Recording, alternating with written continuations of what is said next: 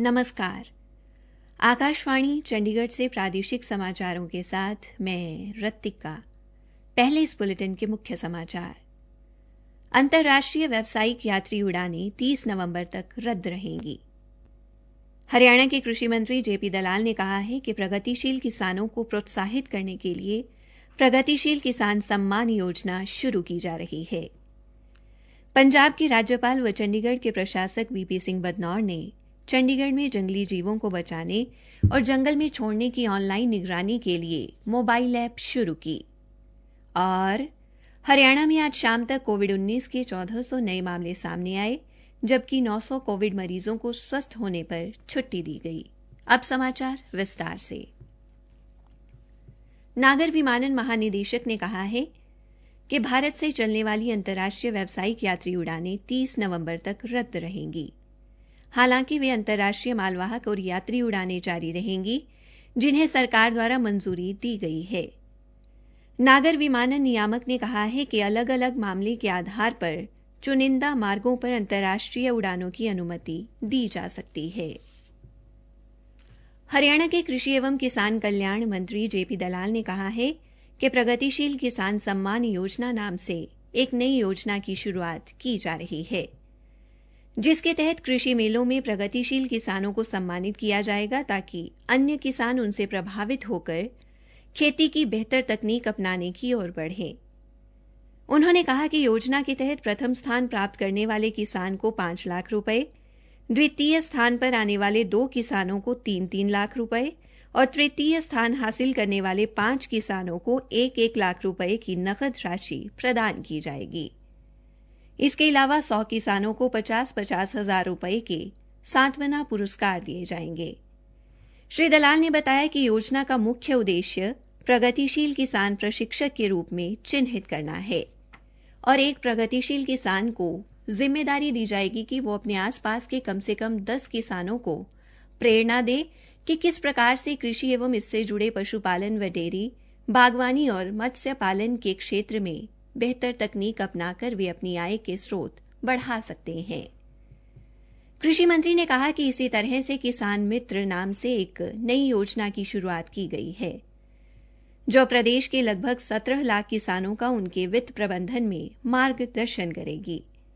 श्री दलाल ने कहा कि हाल ही में भावांतर भरपाई योजना में फल व सब्जियों की 15 और फसलों को शामिल करने का निर्णय लिया गया है।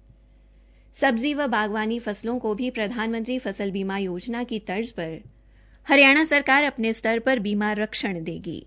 इसके लिए योजना तैयार की गई है। उन्होंने कहा कि नई बीमा योजना में किसानों को 2.5% की बीमा किस्त देनी होगी और उन्हें प्रति एकड़ 40,000 रुपए का बीमा रक्षण मिलेगा। भारतीय जनता पार्टी के प्रदेशाध्यक्ष ओम प्रकाश धनखड़ ने बल्लभगढ़ में निकिता हत्याकांड पर प्रतिक्रिया देते हुए कहा कि उनकी पार्टी और सरकार की पूरी संवेदना पीड़ित परिवार के साथ है। श्री धनखड़ ने आज रोहतक में कहा कि निकिता को जब तक न्याय नहीं मिलेगा तब तक चैन से नहीं बैठेंगे।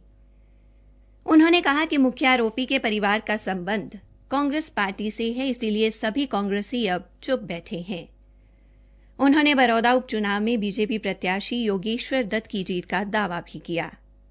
श्री धनखड़ ने कहा कि योगेश्वर दत्त ने विश्व भर में बरौदा को पहचान दिलाई है।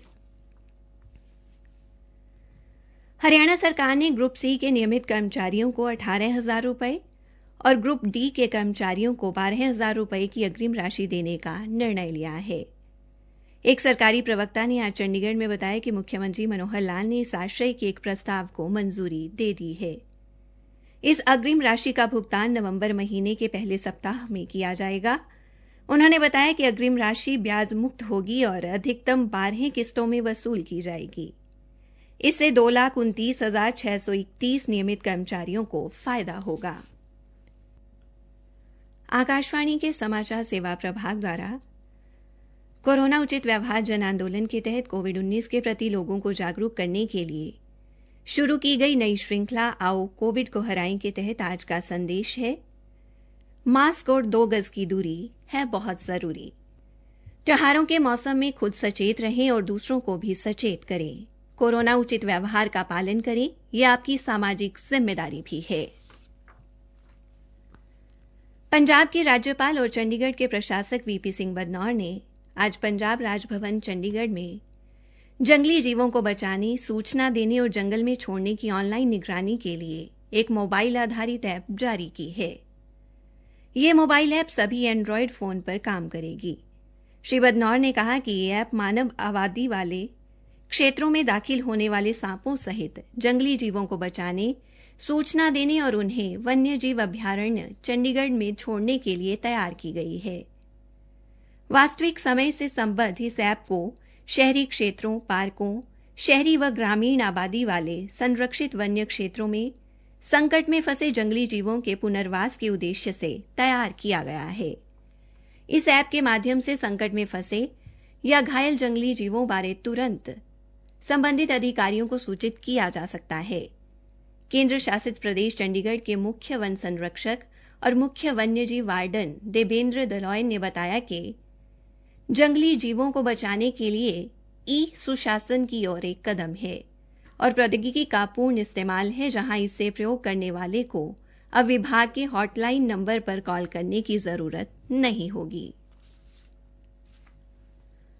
हरियाणा में आज शाम तक कोविड-19 के 1400 नए मामले सामने आए हैं, जबकि 900 कोविड मरीजों को स्वस्थ होने पर अस्पताल से छुट्टी दी गई है।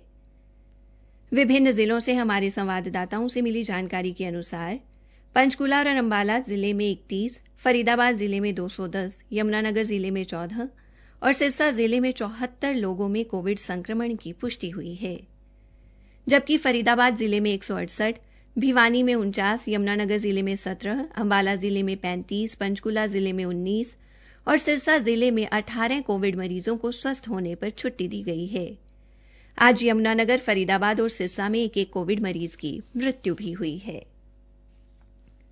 हरियाणा विधानसभा के अध्यक्ष ज्ञानचंद गुप्ता ने आज श्री माता मनसा देवी स्थित गौशाला का दौरा किया, जहां 70 पशुओं की मृत्यु हुई है, जबकि 30 पशुओं को उपचार के बाद बचा लिया गया है।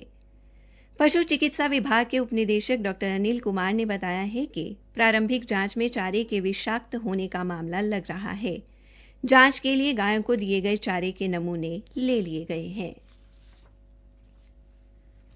पुलिस फ्लैग दिवस के उपलक्ष्य में आज फरीदाबाद पुलिस ने पुलिस लाइन में एक रक्तदान शिविर का आयोजन किया। अतिरिक्त पुलिस आयुक्त आदर्शदीप सिंह ने बताया कि पुलिस जवानों ने 54 यूनिट रक्तदान किया। काबिले गौर है कि पुलिस फ्लैग दिवस के उपलक्ष्य में 21 अक्टूबर से 10 दिन के लिए विभिन्न कार्यक्रमों का आयोजन किया जा रहा है। जींद जिले के नागरिक अस्पताल को प्रदेश मुख्यालय से मरीजों को ऑक्सीजन देने के लिए अत्याधिक नवीनतम तकनीक से युक्त मशीनें मिली हैं। उप civil surgeon doctor Gopal Goyal ने बताया कि ये नवीनतम मशीनें हवा से ही ऑक्सीजन बनाने में सक्षम हैं। इन मशीनों में ऑक्सीजन के साथ साथ पल्स की दर भी प्रदर्शित होगी, जिससे रोगियों के साथ साथ चिकित्सकों को भी आसानी होगी। उन्होंने बताया कि अस्पताल प्रशासन ने आरंभ में इसे कोरोना वार्ड में लगाया है। केंद्रीय सतर्कता आयोग के निर्देशानुसार पूरे देश में 27 अक्टूबर से 2 नवंबर तक सतर्कता जागरूकता सप्ताह मनाया जा रहा है। राज्य सतर्कता ब्यूरो हरियाणा ने पंचकूला से इस अभियान की शुरुआत की है। ब्यूरो ने प्रदेश की जनता से इस अभियान को सफल बनाने में अपना सहयोग देने की अपील की है। यदि कोई सरकारी अधिकारी या कर्मचारी कार्य करने के बदले में रिश्वत की मांग करता है, तो राज्य सतर्कता ब्यूरो को टोल फ्री नंबर 1800 180 2022 व 1064 पर सूचना दी जा सकती है। इसी के साथ प्रादेशिक समाचार समाप्त हुए।